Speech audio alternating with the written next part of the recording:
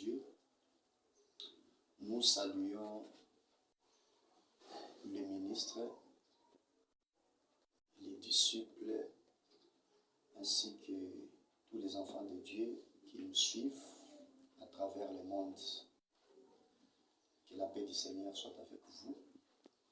Je suis bel et bien votre humble serviteur, le prophète Benjamin Mopanga. Nous voulons partager un morceau de pain que le Seigneur nous a mis à cœur. Je crois que vous savez déjà notre thème qui a été déjà posté sur Facebook. Le thème en question, c'est le mystère de 42 petits enfants dévorés ou tués par des ours. Et pour ne pas perdre le temps, prenons directement les Écritures. Nous sommes dans le livre de Des Rois. Des Rois chapitre 2. Des Rois chapitre 2.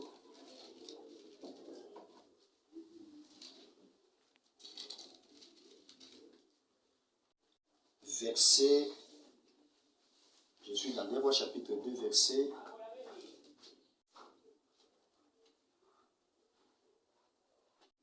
23-24. La Bible dit, il monta de là à Bethel, et comme il cheminait à la montée, des petits garçons sortirent de la ville et se moquèrent de lui. Ils lui disaient, monte, chauve, monte, chauve. Il se retourna pour les regarder, et il les maudit au nom de l'Éternel. Alors, des ours sortirent de la forêt et déchirèrent 42 de ces enfants. Voilà notre texte de base. Ok, je crois que on ne peut pas parler directement de 42 petits enfants dévorés par les deux ours sans retourner, sans expliquer au préalable les prophètes Élisée. C'est très important. Parce que d'après les passages que nous venons de lire, on nous fait voir que quand Élisée montait, la Bible dit, comme il cheminait à la montée, il est monté, je crois, vers Jéricho, la ville de Jéricho. Et la Bible dit, des petits garçons sortirent de la ville et se moquèrent de lui. Il lui disait quoi? Monte chauve, monte chauve. Cela veut dire que lorsque Élisée se rendait à Jéricho, la Bible dit que les petits enfants sortirent de la ville et ils ont commencé à se moquer du prophète, à se moquer d'Élisée en disant, monte chauve, monte chauve. Voyez, cela veut dire que les petits enfants étaient en train de se moquer de la calvitie ou de la chauveté d'Élisée. C'est très important. Parce qu'il ne pouvait pas être tué sans qu'il se moque d'abord de la chauveté d'Élisée. Gloire au Seigneur. Voilà pourquoi il nous faut parler d'abord de la chauveté d'Élisée. Et c'est très important. Et je rappelle au peuple de Dieu que toutes les Écritures parlent d'une seule personne. Il s'agit bel et bien de notre Seigneur Jésus-Christ. Parce qu'il est écrit dans le livre d'Hébreux chapitre 10, verset 5, que dans les rouleaux du livre, il est question de moi. Cela veut dire que toutes les Écritures parlent d'abord de la personne de notre Seigneur Jésus-Christ. Et c'est là où nous avons vite compris que Élisée qui montait, qui est devenu chauve, et je précise, parce que c'est vraiment important, avant qu'Élisée devienne chauve, il avait d'abord les cheveux. C'est très important.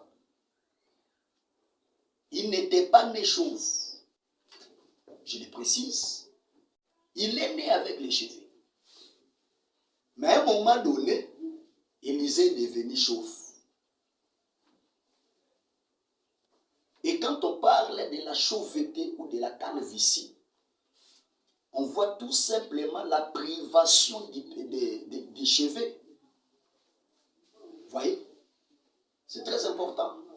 Voilà pourquoi nous avons vite compris que le véritable Élisée, c'est la personne de Christ.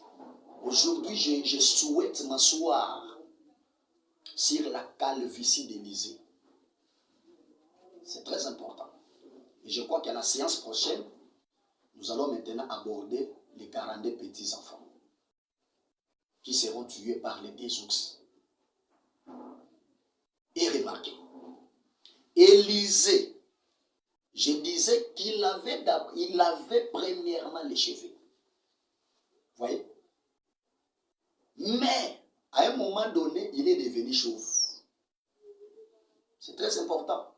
Or, nous croyons que le véritable Élisée, c'est la personne de notre Seigneur Jésus. Parce que je crois fermement que lorsque Christ est venu dans le monde, il avait les cheveux. Maintenant, les cheveux dans la pensée de Dieu, c'est quoi? C'est là où il y a des problèmes. Prenons une écriture qui va nous révéler les cheveux ou la chevelure dans la pensée de Dieu, c'est quoi? Je suis dans 1 Corinthiens chapitre 11, je prends les versets 5 et 15. Mais que c'est une gloire pour la femme d'emporter, parce que la chevelure lui a été donnée comme un voile. Vous voyez? Ici, l'apôtre Paul dit que la chevelure pour la femme, c'est une gloire. Et c'est là où nous avons vite compris que les cheveux ou la chevelure dans la pensée de Dieu, c'est la gloire. Et quand nous disons que Christ, comme le véritable Élisée, avait les cheveux, cela veut dire que Jésus dans la chair, il gardait sa gloire. Il avait une certaine gloire. Et il avait même démontré à plusieurs reprises. Exemple sur la montagne de la transfiguration. Lorsque Christ s'est transfiguré, la Bible dit, son visage brillait comme le soleil. Et ses vêtements devenaient blancs comme la lumière. Vous voyez? C'était déjà la manifestation de sa gloire. C'est très important. Lorsqu'il marchait sur les eaux, c'était déjà la manifestation de sa gloire. Lorsqu'il guérissait les malades, c'était la manifestation de sa gloire. Lorsqu'il a ressuscité les morts, c'était la manifestation de la gloire, de sa gloire. C'est très important. Voilà pourquoi nous disons que quand vous voyez le Seigneur en train de manifester sa gloire au milieu des enfants d'Israël, c'est ça Élisée qui garde encore sa chevelure. C'est très important. C'est ça Élisée qui a des cheveux longs, qui a la chevelure longue. Vous voyez? Il s'agit bel et bien de la gloire de notre précieux Seigneur Jésus-Christ. Mais remarquez, à un moment donné, Élisée deviendra chauve. C'est très important. Alors, il faut maintenant savoir où est-ce que Élisée, le Seigneur Jésus est devenu chauve. Parce que nous avons déjà expliqué la chauveté comme la privation des cheveux. Vous voyez? Et c'est là où nous avons vite compris qu'en réalité, c'était sur la croix du calvaire que le Seigneur Jésus est devenu chauve. Que le Seigneur Jésus-Christ est devenu chauve. C'est très important parce que c'est là où il a été rasé, en d'autres termes. C'est là où sa chevelure fut rasée. Or, nous avons dit déjà que la chevelure nous révèle la gloire. Vous voyez? Et nous comprenons directement que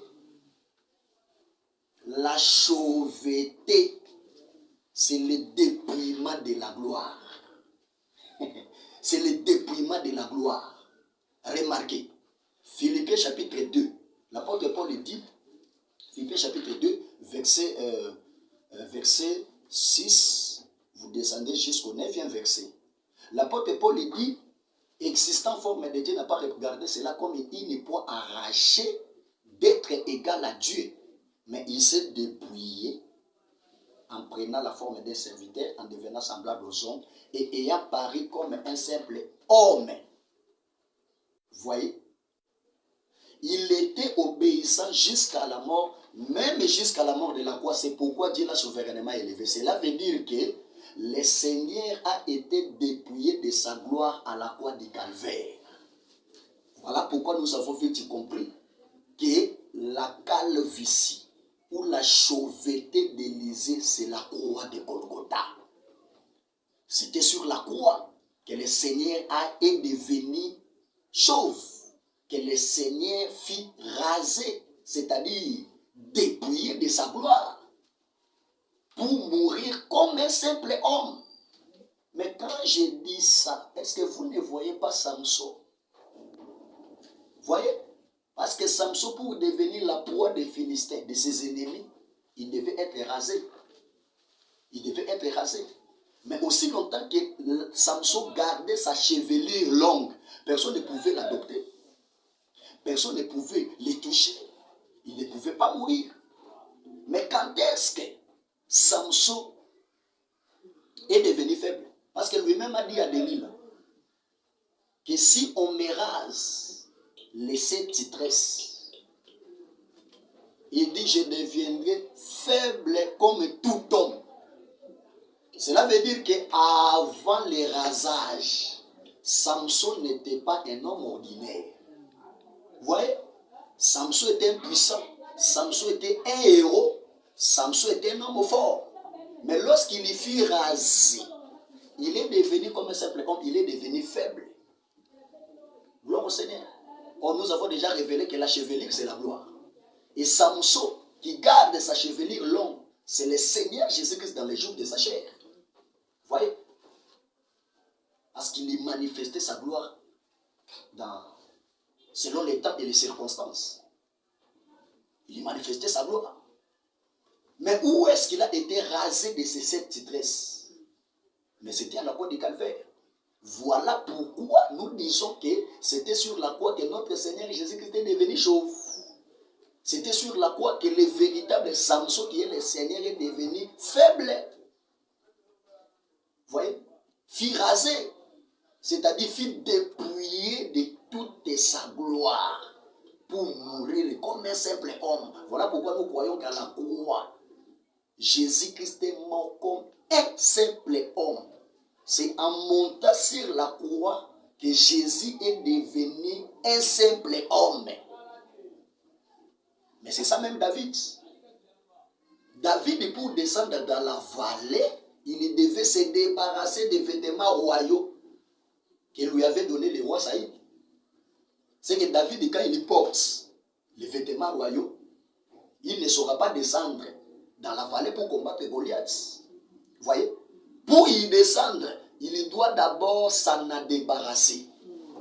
C'est très important. Il doit d'abord se dépouiller de ses vêtements royaux pour descendre maintenant dans la vallée. Gloire au Seigneur. C'est pour dire que David, avant de descendre, quand il porte les vêtements de Saül, c'est un roi. Vous voyez? C'est un roi dans sa gloire. Et c'est ça Jésus. Vous voyez, c'est ça Jésus dans les jours de sa chair. Il était la manifestation concrète du Père. Vous voyez? Parce que quand David il porte les vêtements de Saül, il devient d'office le roi Saül. Parce que si vous regardez David, vous pouvez voir que c'est le roi Saül.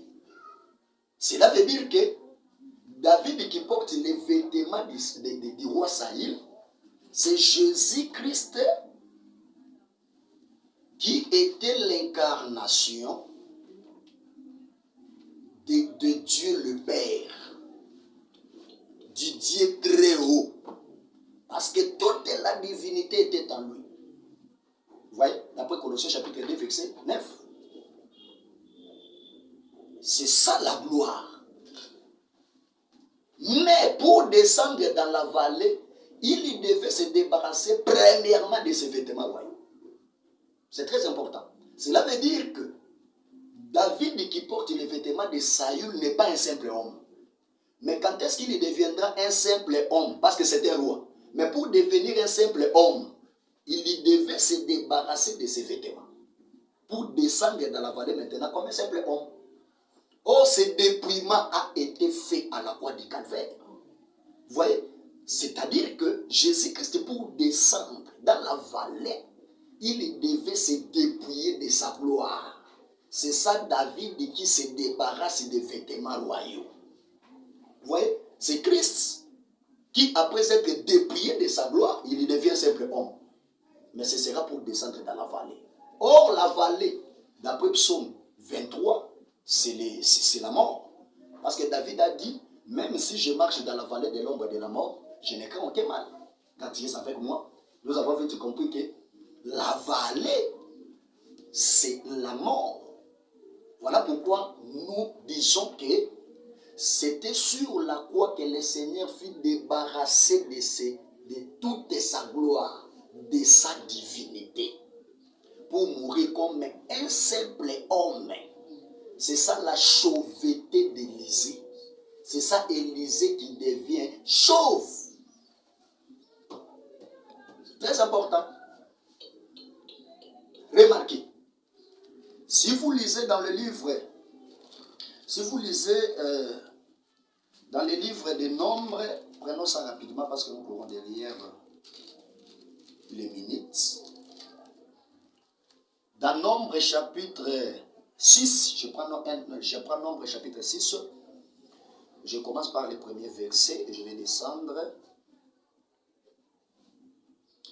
Écoutez ce que la Bible dit. L'Éternel parla à Moïse et dit, parle aux enfants d'Israël et tu leur diras, lorsqu'un homme ou une femme se séparera des autres en faisant vœu des Nazuréens pour se consacrer à l'Éternel, il s'abstiendra de vin et de boissons enivrantes. Il ne boira ni vinaigre fait avec du vin, ni vinaigre fait avec une boisson enivrante.